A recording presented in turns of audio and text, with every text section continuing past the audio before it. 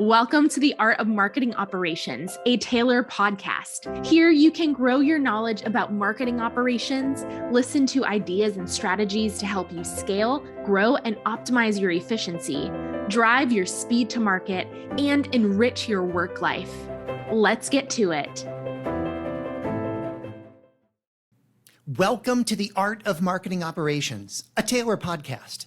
I'm Glenn Bottomley, and today my guest is Jay Sivasailam, Chief Growth Officer at UCare, an independent, nonprofit health plan providing health coverage and services like Medicaid, Medicare, individual and family plans across Minnesota and Western Wisconsin. Thanks for joining us today, Jay. Yeah, thanks for inviting me, Glenn. I'm excited to be here. Well, me too. Well, with your extensive experience in healthcare, I know that you are passionate about using marketing operations to make the world a healthier place. So as we start out here, can you just give us a high-level overview about why are you so passionate about this? Well, fantastic, Glenn. And I got my undergraduate degree in the University of Minnesota with a degree in philosophy, a concentration in ethics. And I always thought to myself, I want to tackle one of life's big questions. And my gosh, what bigger question is there than health? So after graduating, I went around town and I said, oh my gosh, this is fantastic. Healthcare is where it's at. Fast forward to today, I am part of an awesome organization called UCare, whose mission is improving the health of our members. So combine personal passion with a strong corporate mission. I'm absolutely so privileged to be here at UCare. So again, thank you, Glenn. Excellent. Well, so I know when we chatted before, you have found and have seen some flaws in sort of traditional healthcare marketing and in the healthcare marketing system. So what are some of the main tactics that you're trying to move away from, and what tactics are you trying to move towards? Yeah, great question. And maybe before I answer that, let me give you some quick background on what I think makes healthcare marketing so unique. So one, first of all, people in healthcare are always moving between being emotional and logical, right? So take this for an example. The average person spends about 22 minutes a year. That's it, looking at their insurance, right? It's that time of year, you're getting your forms in the office. You're like, oh my gosh, this is the best plan for my family. I've checked the boxes. I know what's coming out of my paycheck, and then done. You fast forward. I've been there when your kid has an earache. It's the middle of the night. There's something going on. Do you pause and say, my gosh, who is the best in-network provider? Of course not. You drive to the ER because you're emotional, right? So I think it's really unique that throughout a person's journey in healthcare, you're emotional, you're logical, you're any combination. The other thing that I think is really unique about healthcare is the total addressable market. It's everyone, right? Like all of us are consumers of healthcare. So what does that mean? So what are some of the things we're really trying to move away from? So one is this concept of more is better. With healthcare, as we've learned that experience and making it simpler is better, we've historically tend to send people a lot of messages, a lot of emails, a lot of print, that sort of thing. That's, as you know, has gone the way of yesteryear. What we're moving towards, super exciting. This is where your marketing operations really is the backbone of your customer experience. So how do we deliver more automated, digital, personalized experiences to meet people where they are? And if that sounds familiar, it's not unique in healthcare, right? It's we're finally adopting some of the best practices from other industries. I love that. And one of the things that I know that is sort of embedded in what you were just chatting about is there is that human experience, the phenomenological experience, the lived experience of humans dealing with healthcare. And I know you talk a lot about human experience within healthcare. So how do you see healthcare marketing and healthcare marketing operations helping to become sort of better vehicles to improve that human experience? Yeah, let me give you a perfect example. This is absolutely near and dear to my heart. So little background, Minnesota, we have about 5.7 million people live in the state of Minnesota. Now, would it shock you, Glenn, if I told you about 20% of people who live in Minnesota, about 1.2 million people, are on some form of Medicaid or what we call medical assistance in Minnesota. So that's a plan where the state helps pay for their medical coverage. And within that 20% of Minnesotans, the biggest cohorts are children, so kids, people with disabilities, and the elderly, our most vulnerable populations. So why am I bringing this up? So you might be familiar with this thing called COVID-19. We're on the tail end of that. So a couple years ago, the government said the country is going through a public health emergency. So everyone that's on the rolls of a Medicaid plan, you are guaranteed coverage. Why is that important? Historically, what happens is every state like Minnesota, every month looks to see if you're still eligible. Is your income at a certain level, right? And if you aren't, then you're no longer on that plan. Now that the public health emergency has ended, every single state, including Minnesota, is going through the rolls to see who's eligible. Here's where marketing operations plays a gigantic role. As you might imagine, it's not as simple as saying, no, I still meet the income requirements. You have to fill out form after form after form. It's way more complicated than your taxes. So from a marketing operations perspective, I look at, my gosh, how do we reach people in an omni-channel way? Whether it's through print, whether it's through email, whether it's through text, whether it's through community events, we need to reach out and let people know, first of all, my gosh, you might still be eligible in coverage. By the way, you have to fill out forms. It doesn't automatically happen. We're here to help you. So marketing operations, reaching out is absolutely critical to how we get our most vulnerable populations in Minnesota the coverage that they need. It's that simple. It's simple and profound, but it's really challenging, really hard to do. Well, I definitely see the point, and I can see how in your descriptions how marketing operations can definitely shape the sort of the human patient experience.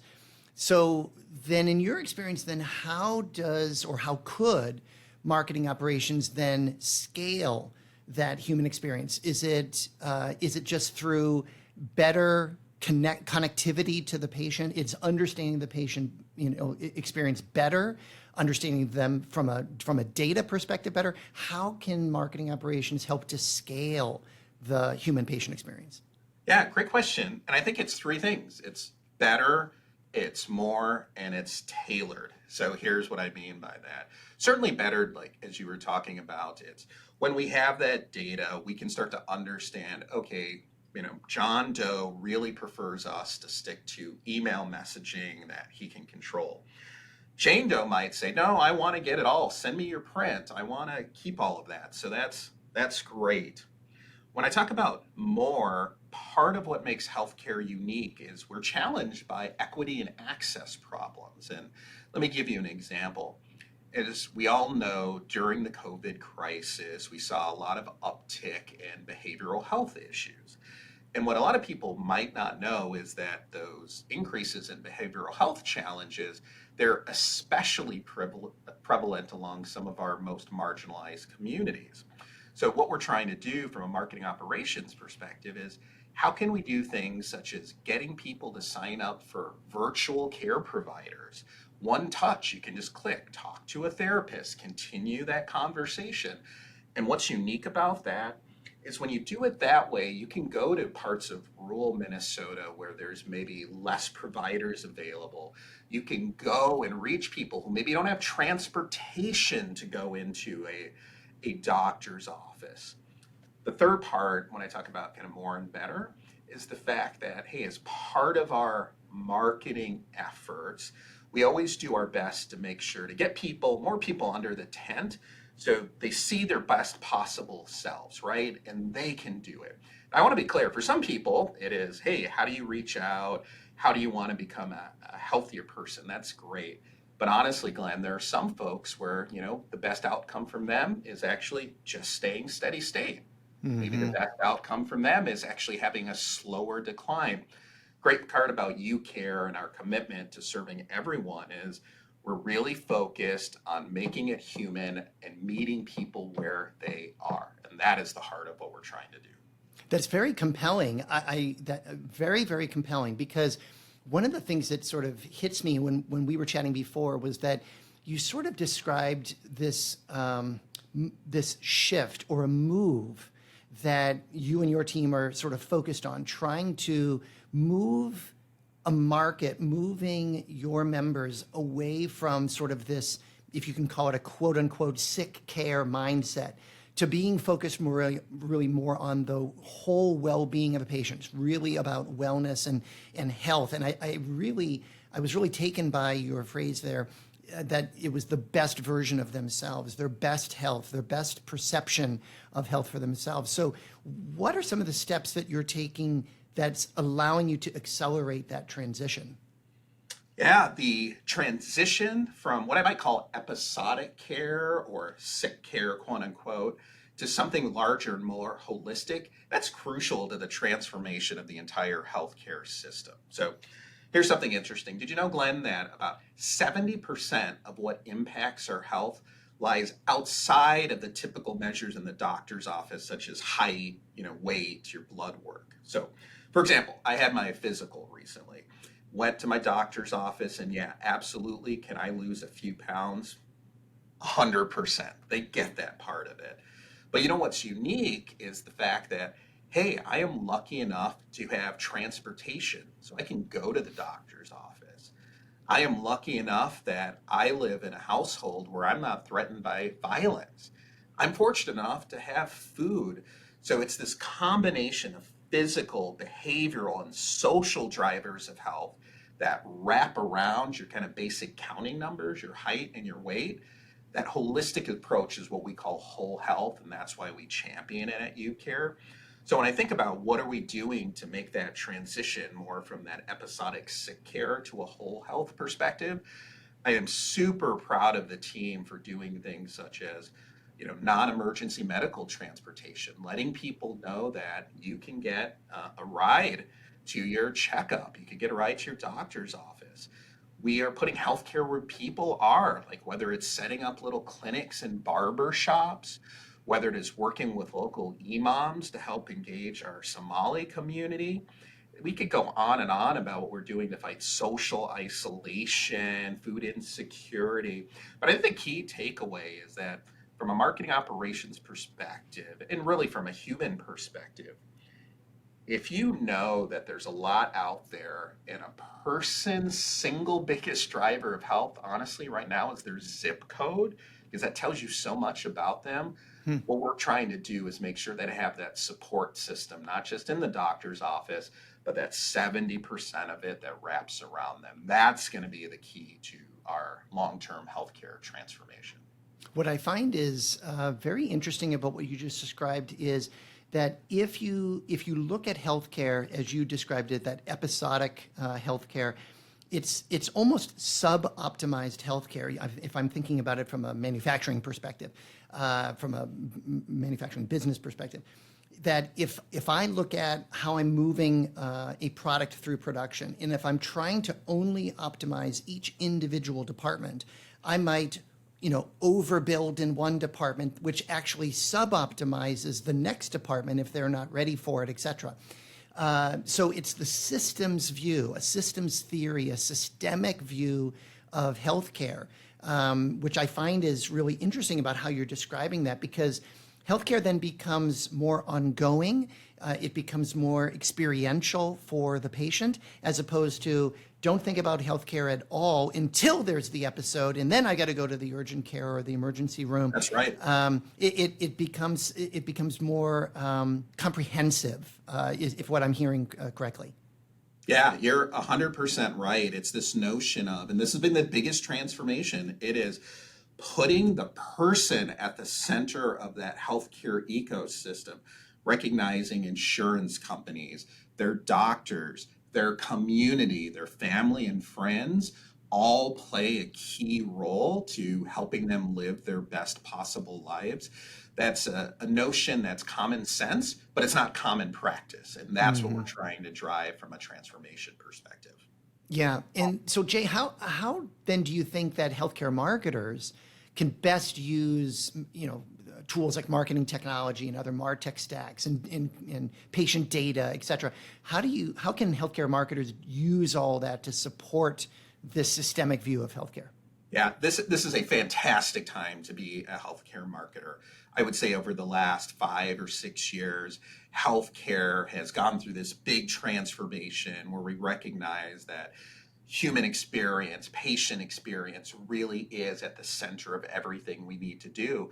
And honestly, Glenn, we're taking a lot of cues from our friends in retail and finance who have done a nice job of really figuring out how do you do omni-channel engagement, how do you get high utility. So what we're trying to do is this. Just like any of our other vertical friends, we are taking advantage of consumer insights, data-driven marketing to identify folks that could benefit from certain type of clinical engagement. Here's one big difference, however. So when I go back to what I said earlier, healthcare is different, right? People move between emotional and logical. It's also important to note it's different because you and I, we really don't interact with our health plan on a daily basis, right? You might check your stocks every day, maybe go in your bank account every day, that sort of thing. The reality is you do that pretty infrequently for your health plan. But you know what? When you do interact with us, it's pretty in-depth, and often it's on the phone. So one of the things we're doing from a MarTech and a data perspective is that we are taking all of that great unstructured data from all of those calls. We're really taking a look and saying, hey, what are those insights we can do? So, for example, our customer service team is implementing a platform that will give us a clear picture of the number of touch points the person has, both with call and mailings and everything. So we can start to customize that. And then based off their tone of the voice, their words that they're saying, it helps build a profile on how we might engage them in a very personalized way. Just like anything else, right? The more we know about those members and their experiences, the better we can tailor that to them. Mm-hmm. Well, I was kind of remembering back to when we met before, and you used this phrase, which I thought was fascinating, which was that you want to make sure that you stay cool, not creepy. And so when you're talking about personalization in healthcare marketing, so how do you walk that fine line to make sure that you're always staying on the cool side and not sort of flipping over to the creepy side? Yeah, that's just one of my favorite phrases. My team hears me say this all the time. Like, guys, we have to be #cool, not creepy, right? It's a concept others will say, right? Just because you can do something doesn't mean you should do something. Or, as a wise man once said, with great power comes great responsibility. So I look at it this way, right? At UCare, we have internalized our mission. We live it every day. And one of the lenses I look through and the way it manifests is through our thinking about how does every action we take impact trust? How does this impact the trust that our members have in us? So it really goes back to your previous comment about how we might use that data. Look, we're your insurance company. We have a plethora of super confidential, super personal information, and we treat that very, very seriously. And so for us, it's all about value exchange. If a person agrees and says, hey, you know what, I trust you, I would like to know what are some things I could be doing better, then great. So perfect example. If our data says, maybe a person has been missing their regular immunization, maybe our data says, hey, they haven't gotten their, annual mammography, we can reach out to that person and say, hey, we noticed you haven't gotten this. What's going on? Is there something we can do to help? And what makes us unique, tying back also to what we said earlier, oftentimes it's not just the person might not know, there might be shame. They can't afford to do it. They might not have transportation to get there. They might not have a sitter to take care of their kids. We will work with them, right, to make sure that happens, close that gap in care. And you keep doing that over time, and then that's how you build trust. Taking it one step further, what that means is once I start to have that pool of trust capital, as I like to call it, that lets the team reach out more proactively and say, Glenn, I might tell you, hey, you look like a really healthy guy, but do you know that your plan has one-touch access to a virtual doctor? So maybe next time when your kid wakes up in the middle of the night, Yeah, maybe you want to wait 8 hours in the ER, but just remember, are you ready? Just hit one button. You can have a doctor, you can check it out, get your prescription. When you build trust, you can start to have those dialogues, and that's where the marketing team can come in. We can start to get people ready to go when the time is right. Mm-hmm. Well, and you've used the word omnichannel a couple of times. It brings to mind this notion of omnichannel healthcare, if you will. So what are some of the next steps that you and your team are taking sort of towards that vision? I think about it, three basic rules. And I think this applies outside of healthcare. I would go on record saying that I think more and more there is a playbook. And to me, it's as simple as make sure you're mission driven, business aligned, contextually relevant. So if we go into that a little bit, mission driven, I think most organizations don't have a plethora of great ideas. However, the challenge rises to how do you pick the wheat from the chaff? How do you move forward? And to me, the number one thing is you have to focus your omni-channel development on things that are core to your organization. What is truly unique and purposeful about your mission? If you do that, you're probably on the right track. The second part, business aligned. I had an old boss that said, Jay, make sure you don't major in the minors. And what he meant by that is, hey, listen, you can do a lot of things, but make sure you are picking things that not only align with your mission, but are really tied to those biggest business drivers. Okay, that's good. That makes sense, right? It's trying to avoid that so-called shiny penny syndrome. And then finally, contextually relevant. This goes without saying, this is critical in healthcare, but it means being there at the right time with a sense of immediacy and attacking things with a sense of urgency.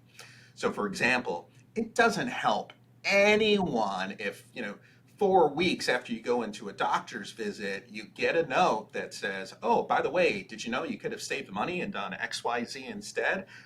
Let's flip that script around, right, Glenn? If we have all this information, why can't we be predictive and proactive and say, hey, Glenn, it looks like you're behind on your physical. Would you like us to go ahead and schedule that for you? We're happy to do that. So again, for me, I think being mission driven, business aligned, contextually relevant, if you can check those three things off, more often than not, you have a great chance for success. Powerful advice there. And so then how then do you see that sort of working with both physical and digital marketing strategies, specifically within the patient experience realm? Yeah, it is. It's really important that you have that great synergy, that blending of physical and digital together. So here's an example. I've worked with a large hospital chain, and we did some really interesting partnerships where we got people to opt in, and they agreed, okay, if you're going into the physical ER urgent care space of that particular hospital chain, we would receive that data as the insurance company in real time. Person, again, had agreed to do this. And we would send them a note saying, hey, you know what? You've got about a 2-hour wait. Would you like us to try to help you find something quicker? And that quicker modality could be another non-urgent care doctor that was open late. It could be get on a live chat with one of our nurse practitioners, could be with a virtual doctor visit with somebody in another time zone. So by doing that, you got to meet the person literally where they are in that contextually relevant setting, like literally in the doctor's office. We got to manage the care and partner between the patient, the clinic, and the insurance company. It was a rare triple win where everyone got costs down, satisfaction up, and everybody was healthier. So that I will call a big win, and that's absolutely what we're trying to do, blend that physical and digital seamlessly. Excellent example. Well, Jay, before we wrap up today's episode, what is the main takeaway that you want to share to help understand the challenges facing marketing operations executives today? In my mind, the biggest challenge facing marketing operations executives is that rapid pace of change, right? It's the need to adapt to not only all the increasing data and technology available to us as marketing professionals, but also with the rapidly changing pace of people and society as a whole, all these different segments, they're all over the place. So in my view, the biggest takeaway is Focus on mindset over skill set over tool set. Here's what I mean. Mindset. Focus on how are you mission driven, business aligned, and contextually relevant. Get that mindset down. 2, think about your skill set. And I don't mean anymore just being really good at the tools and the platforms. We can get people who are doing at that. If you really want to be a great marketing ops executive, think about your storytelling, your ability to influence without authority. How do you describe ROI? And then finally and lastly, it's those platforms and tools, that tool set. Why do I bring that up? What's the reality? Most organizations start with capital expenditures and they say, what's the platform we're going to buy? Okay, now let's staff it with people. And at the end, they're like, okay, great. Why aren't we seeing results? Well, because we haven't started with the mindset. Like, what are we trying to do? Is it aligned with our mission? So again, I'll keep it simple. Mindset over skill set over tool set. Excellent perspectives. Well, that wraps up this episode of The Art of Marketing Operations. Thank you so much for joining us today, Jay. Yeah, thank you so much, Glenn. I loved being here. It's a great day. Well, until next time, stay safe and take care. Thank you for listening to The Art of Marketing Operations, brought to you by Taylor. Don't forget to hit subscribe in your favorite podcast player. If you enjoyed this episode, please rate, review, and share. Until next time.